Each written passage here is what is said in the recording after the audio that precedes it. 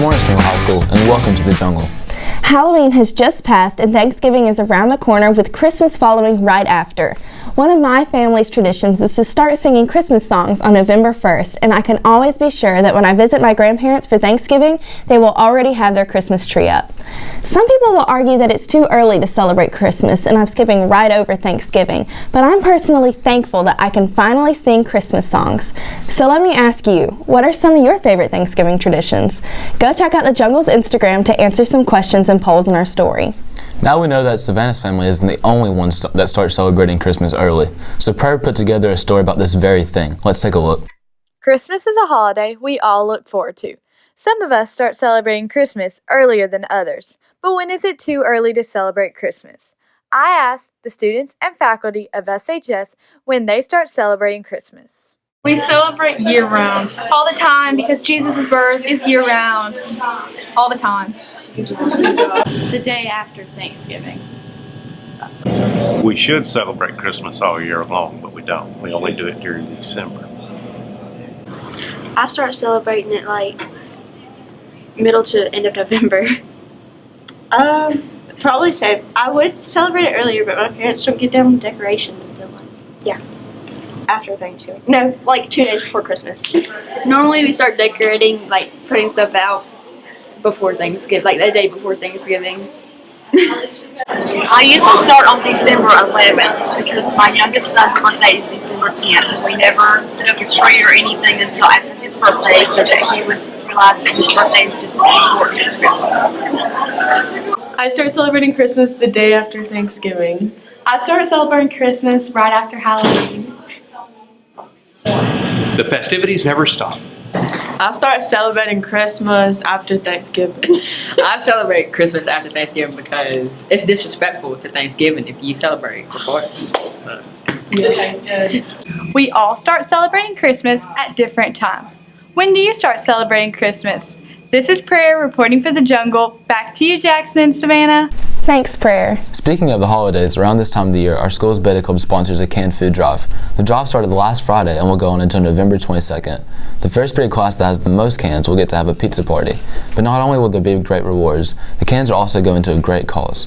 All of the cans collected will be given to families in need of food for the holidays. Some of the cans will also go to the United Methodist Church, which they use for their outreach programs. So make sure to bring in those cans. Now let's move to Michaela, who is going to tell us about animals and their instincts. Everyone has an adorable pet they love. Whether it's a dog, a cat, a goldfish, or whatever, each pet is equally weird. Some pets are terrified of storms, some pets think they need to guard you at the bus stop, and some can simply just be annoying. But like always, each pet interacts with their owner differently. We asked the students how their pets interact with them. Well, my dog and we play tug of war sometimes, but my bearded dragon, she usually just sits on my shoulder and stares out the window, so that's about it. My dog Stella, she's like a baby still because technically she is a baby and will curl up in your lap and like to climb up on your shoulder and put her head there. My cat Tiger will appear out of nowhere and is creepy. One's pretty dumb. He just like comes up and just tries to like hit me over even though he's only a foot tall. The other one just lays around and does nothing. Well, when I get home, she jumps all over me and she licks me to wake me up, so yeah. I have a dog, and the dog really likes to greet and meet and run with us or chase the car wherever we go, and the dog is very protective of the grandbabies. So. Well, there you have it. What kind of pets do you have, and how do your pets interact with you? This is Michaela reporting for the Jungle. Back to you guys. Thanks, Michaela. Now let's move to Ellie, who is going to tell us about senior night. Friday, October 25th was senior night. It was a very emotional night for friends, family, and especially the seniors. I asked them what it was like and to give advice to next year's seniors. Our last game went pretty great. We beat our opponent pretty good. And to our next year's seniors, I'd say just don't take any moment for granted and cherish every moment you have out there.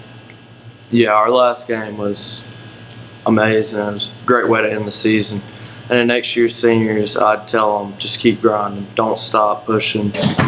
We were sad, but we're excited, and the advice that we probably give would be to not wish it away, and Yeah, don't wish it away. It goes by faster than you think. I'm really pleased with the outcome. I think the band did great. The football team did great. I think we gave it pretty much our best.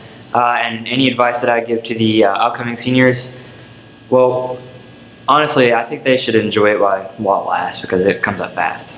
It was really good. I was proud.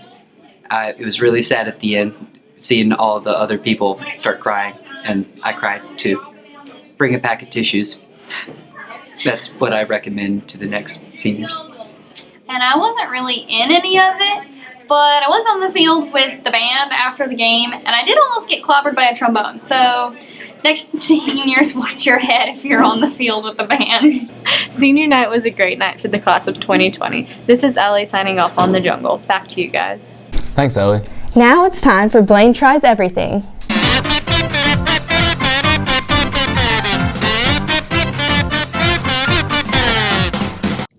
Hello everybody and welcome back to the Jungle's favorite segment, Blaine Tries Everything. In today's segment, I will be trying field goal kicking with the Hunter Ambrose, the starting kicker for the football team. Let's go. We've got the balls lined up here to kick some extra points. I know kicking field goals is one of the most difficult things to do in sports. What makes it so hard? For one, it's it's the consistency thing that's a big problem because anybody can kick field goals, but doing it consistent over and over again is pretty hard. And being a kicker, there's usually a lot of pressure on you. Even on just extra points, there's a lot of pressure. So that's what makes it difficult. All right, now let's learn how to kick some field goals. So the first step is ball placement. So when you set the ball on the tee, when you're kicking field goals, you want to set the laces facing wherever you're kicking. You want the ball to be straight up and down. And then the second step is your steps. So what you want to do is you want to line it up. 1, 2, 3. Line it up again. Make sure you're straight. And then 1, 2 to the side. And the next step is your run up. You just run full speed. And then you keep your head down as you kick. Keep your shoulders straight and you follow through. So like this. Back 3, right. Over 2. 3, 1, 2. Extra point. Oh!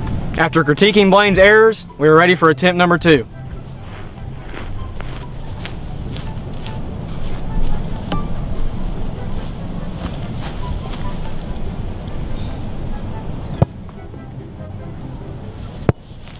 Alright Blaine, now that you've made an extra point, we're going to increase the difficulty a little bit. So now the ball will be placed on the 15-yard line on the left hash. Alright, let's do it.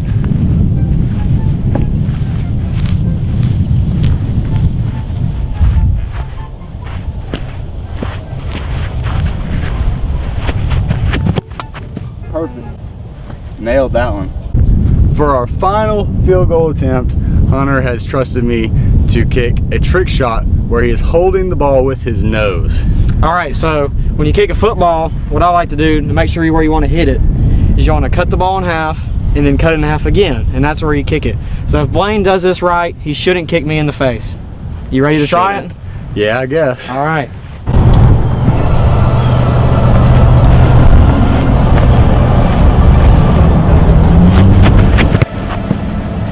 Smoked it! Let's go! This has been Blaine with Hunter Ambrose reporting for The Jungle. I hope you all enjoyed. Now back to you, Jackson and Savannah. Thanks, Blaine. Next up, we have Jesse with a story on locker etiquette. Hi, have you ever had issues at your locker? Well, here are some tips. For starters, don't spend forever moving binders around in your locker. You are wasting yours and everybody else's time.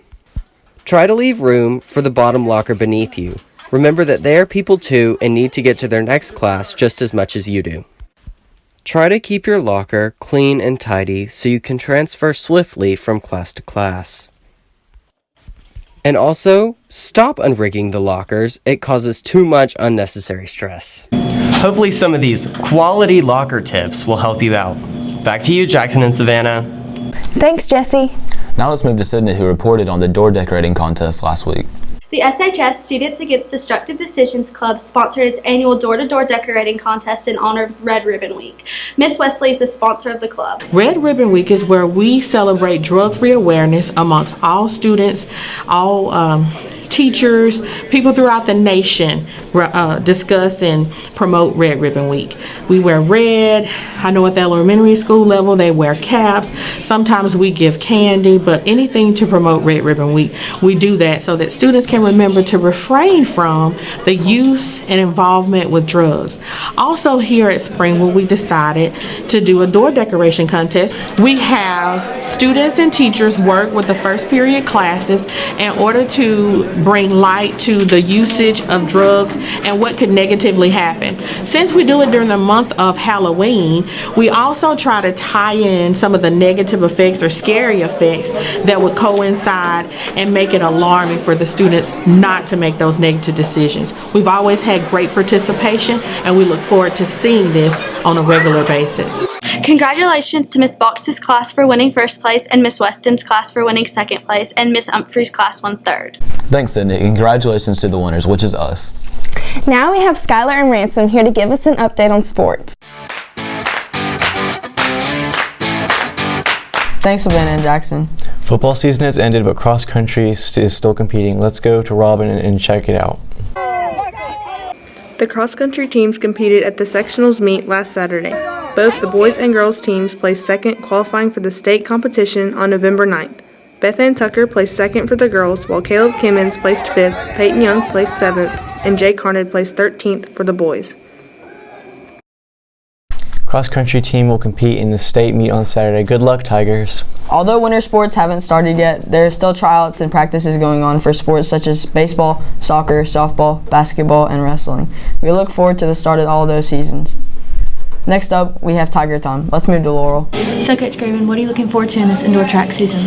Just building on what we've done the last couple of years. We've gotten our numbers up from like 20 kids to we had 35 last year, so trying to get our numbers up and increase those that qualify for the state. And how do you think your runners will do? Well, I'm excited. You know, our cross country's done real well. Indoor last year we qualified about 15 kids for the state meet, so I'm excited. I think they'll do fine. Okay, thank you. Don't forget to go support your Springville Tigers. Thanks, Laurel. Back to you, Savannah and Jackson. Thanks, guys. Be sure to follow us on our YouTube channel at The Jungle SHS. Also, check out our Instagram at SHS_jungle_roar. And tune in next week for another episode of The Jungle.